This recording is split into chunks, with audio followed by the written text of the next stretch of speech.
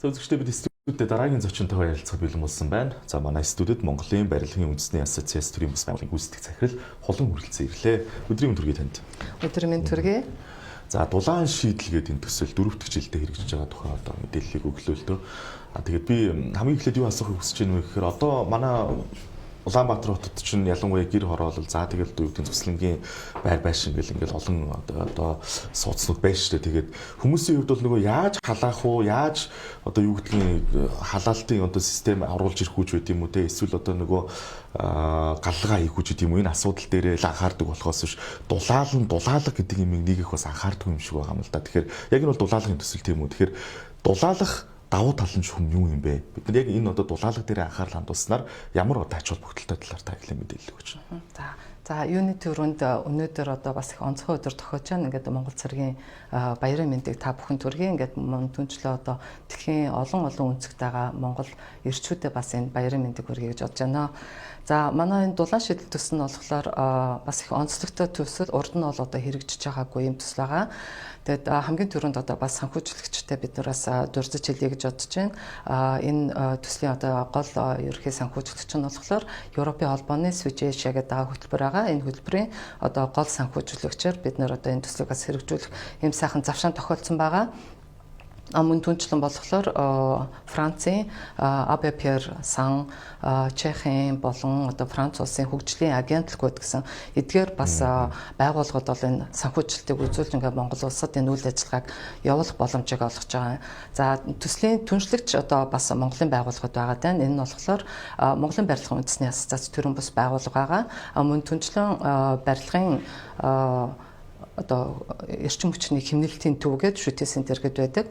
Ийм төв байна. Мөн түнчлэн Чех улсын одоо People in Need гэдэг олон улсын төрийн бас байгууллага байна. Тэгэд ерөнхий одоо удирдан зохион байгуулж явж байгаа Франц улсын Жерс олон улс төрийн бас байгууллага гэдэг. Эдгээр олон одоо түншлэгч нар маань одоо энэ дулаан шийдэл гэсэн төслийг 2018 оноос хойш хэрэгжүүлээд ингээд явж байна. За өнөөдөр бол бид нар 4 дахь жилдээ ингээд зоолгож байна. Тэгээд энэ төслийн хүрээнд бол яг энэ цар тахлын бас асуудал бид нар одоо яг хүнд хэцүү үеийг бас таарсан байгаа гэсэн хэдиж бид нар яг төслийн хүрээнд тавьсан бас зорилгоо бас өнөөдөр бол биелүүлсэн бас яг ийм амжилттай байна. За гол одоо төслийн зорилго нь болохоор Улаанбаатар хотод байгаа гэр хорооллын хувийн орон сууцтай айлуудын дулаан алдагдлыг шийдэх ийм зорилготой байгаа. Хоёрд нь болохоор бид нар одоо дулаан шийдлийн одоо энэ технологиг Монгол улсын зах зээл бас бий болгох. Яг бол яг ингээд дулаан алдагдлыг хийдэг одоо ийм технологи болон яг ийм механизм бол байхгүй байгаа тань.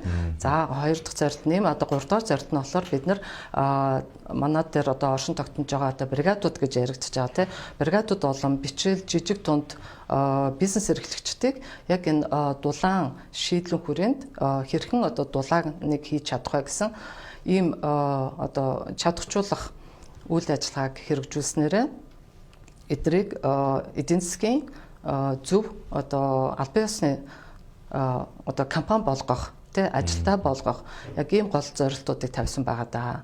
За ингээд энэ зорилтынхаа хүрээнд болохоор бид нар 18 оноос хойш манай яг одоо зах зээл дээр одоо үйл ажиллагаа хийж байгаа бригадууд, бичил бизнес эрхлэгчтэй уулзалт судалгаа явуулаад тэгээд энэ судалгааныхаа хүрээнд болохоор яг энэ сонирхож байгаа те гарын дүүтэй барилгын салбарт ажиллаж байсан яг энэ бригадуудыг одоо цуглуулад яг мэдээж тэр бол одоо өөрсдийнх нь одоо бас хүсэл эрмэлзэл байгаад байсан.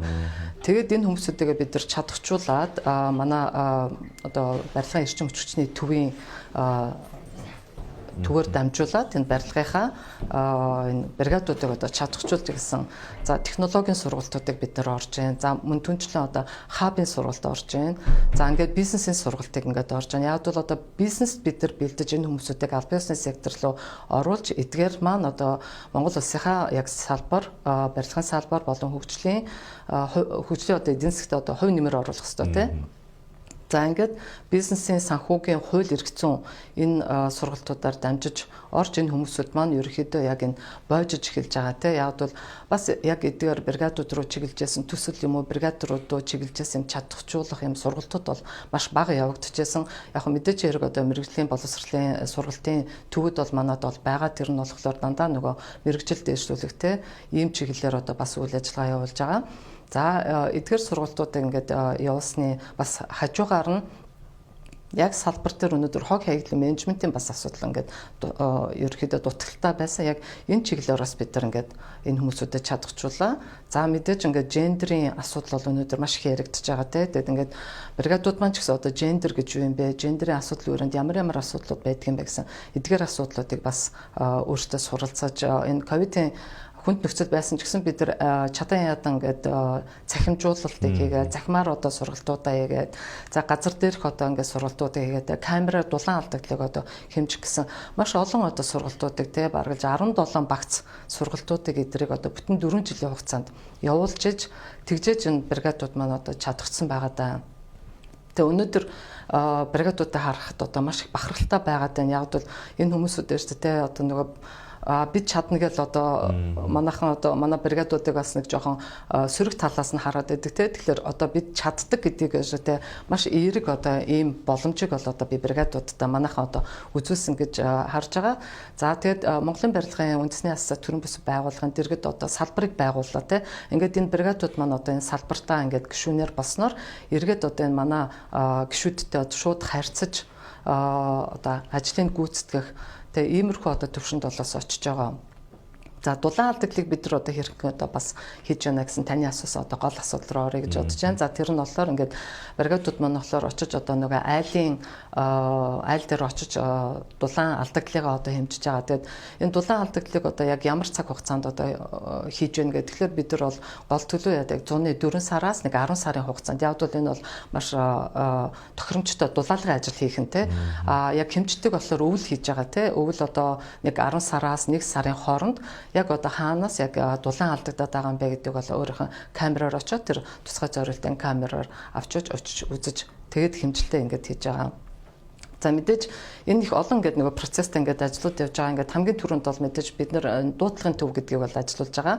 Тэгээд дуудлагынхаа төвөөр болохоор одоо хэрэглэгчд буюу ингээд нөгөө айлуудаас хүсэлтийг авж байгаа. Ингээд айлуудаас хүсэлт авсныхаа хүрээнд болохоор бид нар бол одоо нөгөө чадахжуулсан бригадууд дээр тэ яг энэ ажлуудыг ингэж хуваарлж өгч байгаа тэ. Энэ бол маш их процесстэй ингээд ажлууд байгаа даа.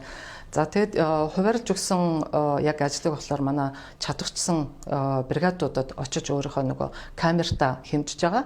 Тэгээд юм техникийн үнэлгээ өгж байгаа. За тэгэд энэ хүмүүсүүд маань болохоор зөвхөн бригад нэртэйш бас эрчим хүчний зөвлөх гэдэг ийм статусыг бас тээж явдаг.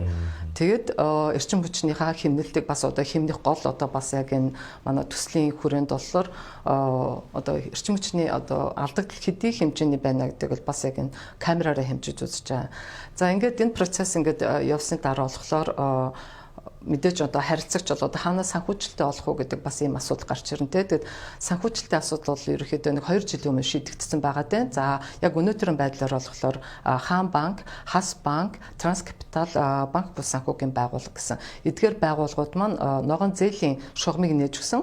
Тэгээд ингээ айлууд маань буюу одоо зээлдэгчд те банкны хувьд бол эдгээр хүмүүсүүд маань болохоор ногоон зээлийг одоо авах тэгээ болцлыг бас мэдээж хангах хэрэгтэй. Тэгээд энэ зээлийг одоо авах нөхцөлийг нь болохоор бас манай одоо төрөлхтөц байгууллагууд банкныхантайгаа уулзаад тэгээд тохиролцоод тэгээд энэ зээлийн шугамыг нээж өгсөн байгаа. За зээл авсан айлууд нь болохоор хэрхэн одоо үнэлгээгээ техникийн үнэлгээ гаргаж байгаа гэхээр бид нар дулаалга цэг юм гэсэн ийм вебсайтыг ажиллуулж байгаа. За ингээд энэ вебсайтаараа дамжуулаад тухайн айлын алдагдж байгаа дулаан алдагдлын хэмжигдэхүүнийг бид нар өгөгдлүүдийн тэр энэ вебсайтынхаа өгөгдлүүд рүү оруулж байгаа. Тэгээд ингээд тооцоол ингээд гарч ирээд за тэгээд энэ тооцооллоор гарч ирэхэд мэдээж айлуудын ямар барилгын материал те дулаалгын материалыг одоо авч хэрэглэх үү гэсэн яг энэ асуудлыг бол бас айлд нь бол санал болгодог. Тэгээ яг бол айлууд ч өөрөөсөө бас шууд бол ямар барилгын материалыг авч хэрэгжүүлэх одоо хэрэглэх гэдэг бол бас сайн мэдгүй те. Тэгээ энэ дээр нь манай одоо эрчим хүчний зөвлөгөөд одоо бригадынхан мөн түнчл одоо төслийнхэн бүгдээрээ ингээ багаараа хамтарч ороод ингээ зөвлөгөөг ингээ өгж байгаа. За тэгээ бид нар өнөөдрийн байдлаар бол одоо юм чулуун хүн мөн түнчлэн эрдэс хүн мөн түнчлэн одоо EPS, XPS гэсэн одоо ийм хөөсөнцрүүдийг одоо яг энэ дулаан шийдлийнхаа одоо дулааны материалд ингээд хэрэгжилж байгаа. За тэгээд бидний одоо яг хийж байгаа дулаалга нь болохоор яг дээвэр, хан, цонх, суур гэсэн яг ийм дулаалгуудыг одоо хийж байгаа. Тэгээд зарим айлууд бол одоо мэдээж санхүүгийнхаа боломжоосоо болоод хагас дулаалгахын зарим боломжтой бол одоо бүтэн дулаалга хийхээ тий. Тэгэхээр мэдээж бүтэн дулаалга хийжээж нөгөө дулаан алдагдал чинь багасж байгаа тий. Тэгээд яг үндсэн бас ингээд гол зорилго нь болохоор одоо ингээд дулаан алдагдлыг багасгах гэж байна гэж би түрүүн хэлжсэн тий. Одоо хүлэмжийнхээ ялгарлыг багасгах, агаарын бохирдлыг багасгах. За цаад утгаараа ингээд бас харахад бол Монголын барилгын үндэсний ассоциац одоо өөрийнхөө стратеги төлөвлөгөөг хэрэгжүүлээд явж байгаа. Тэгээд энэ стратеги төлөвлөгөөнийхөө хүрээнд болохоор бид нар ногоон барилгын концептыг ер нь бол баримталж явдаг. Ингээд ногоон барилгын концептыг баримталж явж байна гэдэг нь одоо юу вэ гэхээр аль болох түлш бага зарцуулах, тий эрчим хүчийг хэмнэх гэсэн ийм одоо шийдлүүдийг бол бас яг энэ төслийн хүрээнд бол одоо ингээд бас хамтраад ингээд хийгээ явж байгаа нь болохоор одоо ерөөхдөө Монгол улсад нөгөө хүрэн эдийн засгаас ногоон эдийн засаг руу шилжихтэй ногоон барилгыг одоо Монгол улсад бий болгох яг энэ гол асуудлыгаа бид нар бол бас хэрэгжүүлээд явж байгаа тийм макро түвшинд бид нар хэдийгээр одоо агаарын бохор түлэмжийнхийг одоо бууруулах ялгарлыг нь одоо бууруулах асуудал ярьж байгаа боловч микро түвшиндээ болохоор дулаан алдагдлын шийдлийг одоо бид нар зах зээл дээр гаргаж байна. Одоо ингээд бригадуудыг чадахжуулж байна. Мэдээж хэрэг ингээд дулаан алдагдлыг багасгаад ирэхлээр айлуудын одоо хэрэгжилж байгаа одоо түвшин бол маш их багасж байна. Багасаад одоо 3 шуудаг бол нэг өдөр одоо хэрэгэлдэг байсан бол одоо өнөөдөр одоо нэгийг хэрэглэхтэй одоо тэр зарим нь бүр талыг хэрэглэх. Бүр ийм хэмжээнтэй байгаад байна. Ингэснээрээ тэр айлын биржүүдээ зардлыг нь бас багасгаж байна. Дандаа төршөндөө одоо зарцуулж исэн тэр зардал нь бол одоо өөр зардал руу явж байгаа жишээтэй. Дараагийн бас нэг сайхан үзүүлэлт нь болохоор яг тухайн айл болон одоо яг Монгол улсын хэмжээнд бол шүү дээ хүмүүсүүд өнөөдөр ямар одоо агаараар бид нар амьсгалаад байгаа тань тий тэр агаарыг бид нар ингээ багасгаж байна.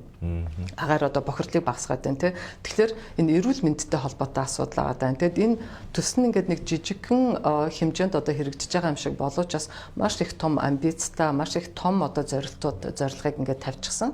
Ингээд хэрэгжиж байгаа. Гэсэн хэдий ч одоо бид нар өнөөдөр бол одоо ингээд энэ төслийнхөө одоо үр дүнг ингээ харж байхад бол бид нар за ингээд хүлэмжийнхээ ялгаруулалтыг одоо 2018-аас 21 оны хугацаанд болохоор 3000 гаруй тонн багасгсан байгаад байна.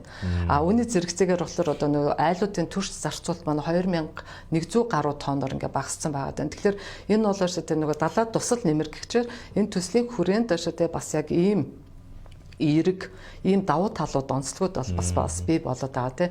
Тэгэхээр агаарын бохирдол мэдээж нэг өдрийн одоо шийдчих асуудал шүү дээ. Гэхдээ хүн болгон энийг бол одоо хичээж хамтарч ажиллах шаардлагатай байгаад байна. Энэ бол шүү дээ бүр ийм соён гэгэрүүлэх байдлаар ирсэд энэ асуудлыг ирсэд таниулан мэдүүлж ойлгуулж те дулаалга хийснээр ирсэд ямар ашигтай байгаа юм бэ? Та Монгол улсын яг энэ хөгжил төвшөлд ямар одоо хувь нэмрээ оруулж байгаа юм бэ гэдэг энэ асуудлуудыг бас ингэж гаргаж өгж яах гэж харж байгаа.